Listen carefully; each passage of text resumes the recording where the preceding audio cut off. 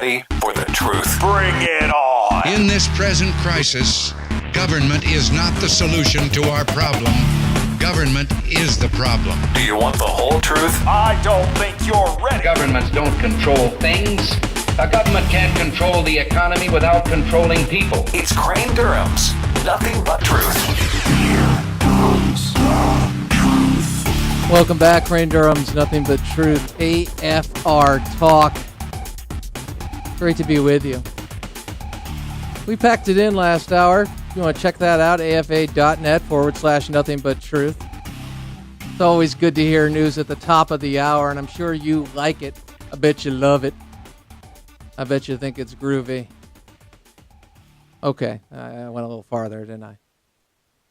But you do like it because you're going to be up to date on the news. American Family News. Chris Woodward, Chad Groening, Charlie Butts, Becky Yeh, Jody Brown, Fred Jackson. I mean, they're bringing you the news. Top of every hour. They're locking it in. AFR Talk. And Chris took time out to be on Beat the Press. Yeah, you know, he is the real Woodward. Was he the one that wrote the book about the sequester being the plan of the Obama administration? No, that was the other Woodward. But nevertheless, he's the real Woodward. Does a really good job. And I'm not saying that looking down like, oh, good job. No, I'm saying that as somebody who watches a lot of journalists out there. And I've seen some good ones, and I've seen some bad ones. And Chris Woodward is definitely one of the good ones. Up there with Chris Wallace and Jake Taparoo. It's hard, though, sometimes, because you look at journalists and say, well, wait a second, they're asking questions, and it's making my side or my point of view, it's distorted. It's a legitimate question, though, and that's the thing. I mean, sometimes it's hard because you sit there and say, well, I just want the truth to be out there, but you're asking this question, and now they're going to have to go around and give you a whole bunch of background to answer this, and yeah, that's what happens. I'm a commentator. Journalistic elements of the show, certainly, but journalists, no. Commentator, yes. I do have a point of view. What's great about AFR Talk is we share the Christian worldview. We have different styles, different takes, different focuses. Dan the Mancilia, you got financial issues. You got Tim Wildman, the president of AFA. That's one. And then, of course, co-host of Today's Issues with Ed and Ray and occasionally Jim, our director of operations, Jim Stanley. You know, this is what it's all about here, right here on AFR Talk. Now, I have for you in the next 20-some-odd minutes a compilation. Are you going to do a montage? Well, when I've got a lot to say in a little time, I might do a montage.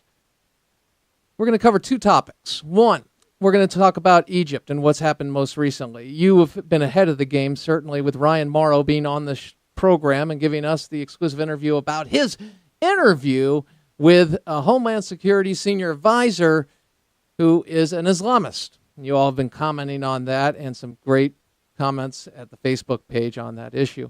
But now we learn that aid has been suspended to Egypt. Well, why would they do that? They just got rid of the Muslim Brotherhood, and they weren't a force for democracy at all. In fact, they prevented anything from allowing for democratic reform to exist under their reign. Plus, they got a lot of Christian blood on their hands, as well as Jewish blood. I mean, a lot of blood on their heads in general. What's going on?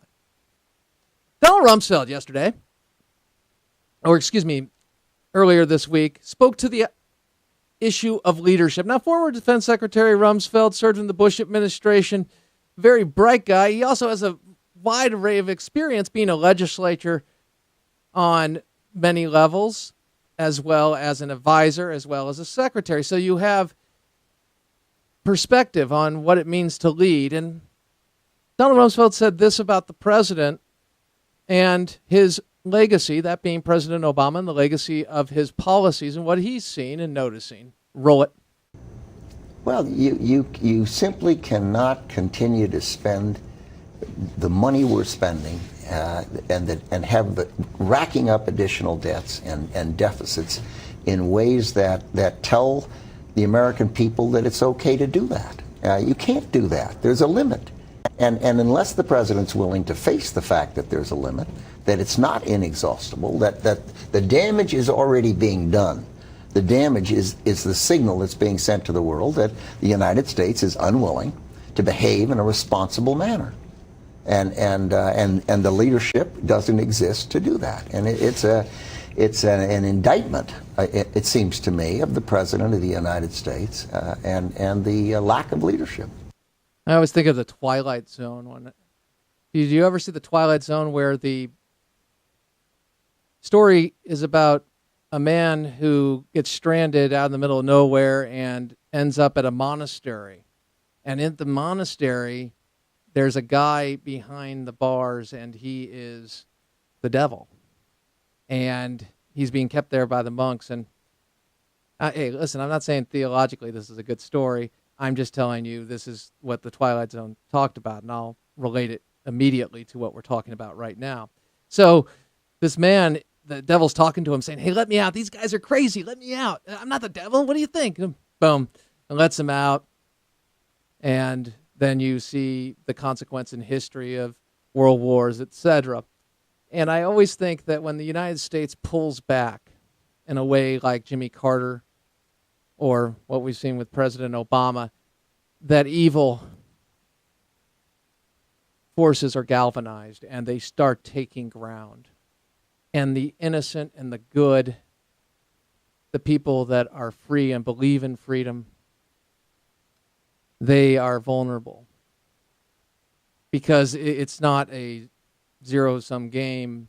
It's the fact that it doesn't happen in a vacuum, in the sense that if you pull back the United States, who's going to fill the void? Well, our enemy. Because Donald Rumsfeld said this: weakness invites aggression. Now, here is Rumsfeld specifically talking about foreign policy with President Obama. And he takes a direct criticism to the Obama administration about their handling of Afghanistan and the world. Roll it. Oh, sure. Yeah. If people conclude that the president says to them, we're going to leave, and then the Department of State and the White House failed to get a status of forces agreement, failed to get an arrangement with the Afghan government as to how we're going to do what it is we're going to do, the signal is to the other side, wait them out. Wait them out. I personally was not a big enthusiast of the surge that President Obama, where he added so many additional forces into the country.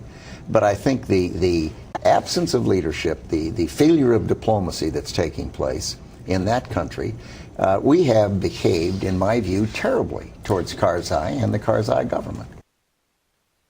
And a lot more to comment on there, but the overall foreign policy: announce the surge, announce a timeline, speak to it. Don't take the advice of your generals on the amount of troops.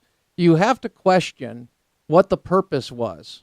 Was this a political idea to say, hey, I'm going to appease those that are questioning my national security cred? Now, for me to make that statement and even speculate on that makes me physically sick. Because, once again, we've pulled out of the area of recognizing that these are men and women on the front lines and their lives are on the line. They are defending our freedom. And if it is not vital to national security, then you get out of there. I believe it is vital to national security. I also believe that limited war, with the attitude that our enemies know the limits and where the boundaries are, will never be truly successful in accomplishing the goal and may even allow our enemies to gain strength. But I digress. The point is this. Rumsfeld is pointing out that there's a consequence for the happy peace talk that the president has spoken to. There's a consequence to a nation that says, great, you're pulling out of the world, great, you're ending wars, and doesn't follow up with concern. We were made, all of our hearts and our focus have been put on the death benefit issue, where we're still not getting the straight story. In my estimation, the White House, with their behavior in the past of punishing their enemies, that's what we've seen, has brought this. That said, we think about the soldiers and their families. I believe the president should be thinking about that and be speaking to that every week as long as they are in harm's way. I also believe that we have a policy that is going to allow the enemy to grow stronger, and we've seen that. I believe that we have evidence that Al-Qaeda network as well as other terrorist networks are growing stronger. Now, with our most recent decision to suspend aid to Egypt after they removed the Muslim Brotherhood, a thuggish terror-supporting organization, has sent a terrible signal to both our enemies and our allies. Charles Krauthammer weighed in on this issue last night. Here's what the doctor had to say. Roll it. The big picture is that American allies in the region are simply astonished by what's happening. This is the third in 3 steps. It starts with Syria. Originally it's called a war criminal state because of the use of chemical weapons. Secretary of State describes what it did as a moral atrocity, threatens an airstrike, but ends up he's now a legitimate leader with whom we are dealing and who was praised by our Secretary of State yesterday. With the Iranians, we get a few sweet words out of a new president. All of a sudden, we have the first communication. We have an opening of negotiations. The Gulf Arabs are in a panic. And then he spoke to the greater consequence of this action. Roll it. Now, the one state in the region that has gotten rid of the Brotherhood, which was, as we heard just before, essentially attempting an abolition of democracy, we are now cutting aid in a way that is simply, it simply does not take into account the perception that the United States is now appeasing our enemies, Syria, Iran, and to some extent the Brotherhood in Egypt and others, and not understanding the effect it's having on our allies. If you're an ally of the United States now, you're wondering, can we count on anything the Americans are going to do? Well, there are many ways to engage in the war that we are in. One is to highlight our Judeo-Christian foundation and how a culture that is founded and grounded upon that is far superior to one that is founded on a theology that allows you to subjugate non-believers and believers, as well as women, and hang homosexuals from cranes and a whole host of things that are unspeakable, or allow women not to be allowed to run out of a burning building because they're not dressed appropriately. That is the Wahhabism that we see in Saudi Arabia. Some are making the comment that they don't like where America is. They don't really recognize our country anymore since President Obama has been in office. I say a part of this is because of President Obama's worldview. You know this. I speak to it every night, and I do not want to bore you. Again, this is a buffet. You can take it or leave it. But here's my contention. The fact that when somebody is not actively promoting freedom and backing it up with actions, not actively promoting what we stand for and what we believe in and defending our legacy, but going to the places in speeches where he mentions a special obligation when he talks about nuclear weapons, yet he doesn't mention the context of the use of those nuclear weapons and why we use them and the decision Harry Truman had to make. When he speaks of being sidetracked in Iraq, doesn't speak to the liberation of the Iraqi people and the importance of that front in the overall war. When he speaks to the fact of arrogance, when we are merely looking at a situation where everybody was sitting there going, we don't want another smoking gun because how could you let this happen? And we took action. You can agree or disagree with it. It wasn't based on arrogance. It was based on national security, speaking to Iraq. Iraq's only part of this, though. It goes to our treatment of Israel. When we look at Israel and we marginalize them by having them make deals with terrorists and put them on the same level and say, hey, can't you get together? There's a consequence for that. When we reach out to Rouhani and we look at his bloody legacy as well as his radical legacy as well as his deceptive legacy, and we are open to talks after 30 years, we send the signal that no, we are not going to stop the program. In fact, what we are going to do is buy into what historically has been bought into, which is appeasement in some way, a piece of paper, a promise, as our enemy laughs at us and engages into Kiev. That said, we look at the consequence for this, and it's not immediate, but it is immediate for the soldiers on the front line. It is immediate for those who have stepped into harm's way and decided, yes, there is something much larger than myself, and that is America and the freedoms, and put their lives on the line to defend those freedoms. Specifically, I would say it's much larger than ourselves, and first and foremost in our humility is God, and to recognize that we do have a purpose and the ability for those to actively pursue that purpose that God has put into your heart, our hearts, whatever it may be. And bottom line, this is what we're sending the signal. We're not going to protect you. We're not going to defend you.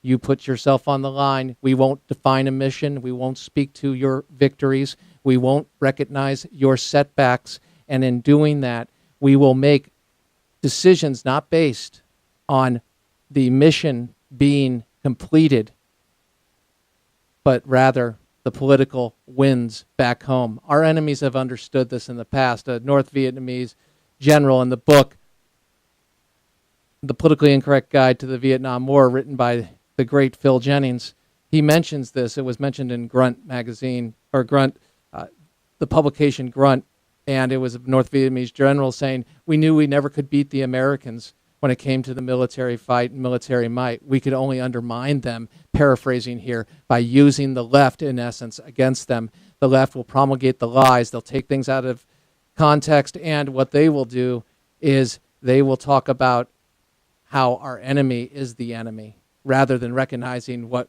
the truth is front and center. And they'll use the standard of perfection to measure their own country. That leads to a situation where you're not making decisions on the threat. You're not making decisions on the reality. No, you're making decisions on a distorted context of events that are taken and blown up exponentially, as opposed to recognizing the threat and unifying to oppose it. You may have different points of view on how to oppose it.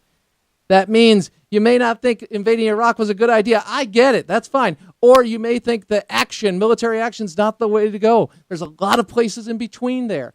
And good people can disagree, but don't lie about the threat. The Iranian regime is an evil regime.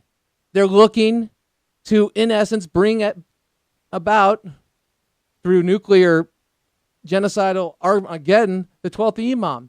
Now, people are far more versed in that than I am, but the point is this. They have American blood on their hands. They continue to have American blood on their hands, and those of our allies and those that people want to be free. And playing footsie with them or acknowledging that they're legitimate in any way, thank you very much, Mr. President, is an encouragement to their activities, and it's an encouragement of other evil entities in the world. People don't like the word evil because you have to do something about it once you recognize it. When you recognize there's evil, you have to do something about it. But if you say, oh, we can do this, we can massage this, we have rational actors on the other side, and it's like the Cold War, and we'll go back and forth. That doesn't change, by the way, in the Cold War, mutually assured destruction, certainly. But they were the evil empire. And Reagan, through peace, through strength, and calling Gorby out at Reykjavik, basically said, hey, look, we're not playing the game. We're going to break you one way or another, whether it's through our military buildup, bankrupting you, or it's going to be through making sure you don't have another foothold. But we're going to do something else. We're going to tell you why we're better. And not we, you, me, and the rest of the people who are free, but our system is better. And how your system is disgusting. And how we will not, through our silence, give encouragement to your practice of enslaving people. The idea that the president speaks to the Iranian president, everybody says, well, diplomatically, you have to do that. Really? No. What you have to do is you have to make the case to the world why Vladimir Putin, like Bashar Assad, that the Iranian president, what they stand for, what they represent, and speak for the people that don't have a voice. You know, I would love for them all to convert to Christianity, by the way, in the Middle East. Just so you get where I'm coming from, just a disciple in progress. But I will tell you, because I'm not mentioning that first and foremost, don't think it's not on my mind. I would like the Muslim world to convert, absolutely. But I believe the way to go about that, there are numerous ways.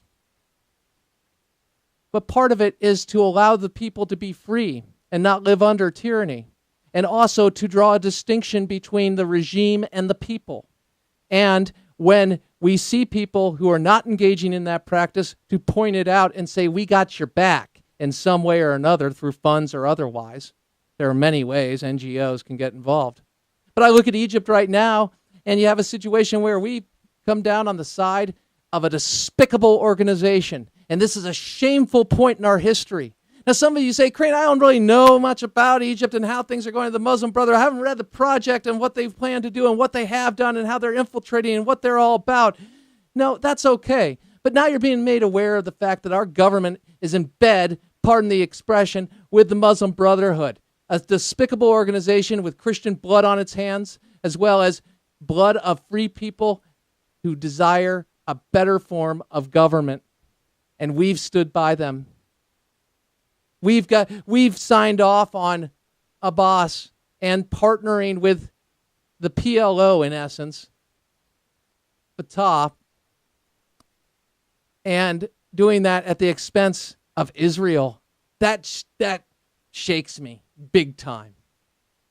And so as we look for things, and there are so many different ways we can go with the government shutdown. We can talk about it. We can talk about the strategy. We can talk about a whole host of things. We can talk about the Libyan, by the way, Libyan president who was kidnapped and now apparently is back. I get to that. But understand this. Whenever we talk about these issues, let's see them for what they are and the consequence of the action of doing one thing or another. Let's look at the people who've told the truth, and let's look at the people who've been deceptive. Let's look at the actions of the people involved. Domestically, you have a president that punishes his enemies. And there is evidence to the fact that he's done that in every crisis that he's had the opportunity to do so. He's punished his enemies, and he's punished the American people. Ostensibly, he's supposed to help. There's honesty, and there are people being deceptive. Liars. The inability for us to recognize and call out evil, that's a problem. And so when I speak to the general context of behavior, be it domestic or with foreign policy, hear this. There is a consequence to lying to ourselves. Lying is not loving. What it is an encouragement, a tacit endorsement, if you will, of that behavior. And that will encourage it and grow it. Long way to go. But it starts with telling nothing but truth. Tell me what you think. Go to the Facebook page, American Family Radio, Crane Durham's Nothing But Truth. We'll see you next time. Live with honor in your life, compassion in your heart, and always keep the faith in Jesus Christ and know that God knows you, He created you, He loves you, and you're worth it right where you're at. AFR Talk.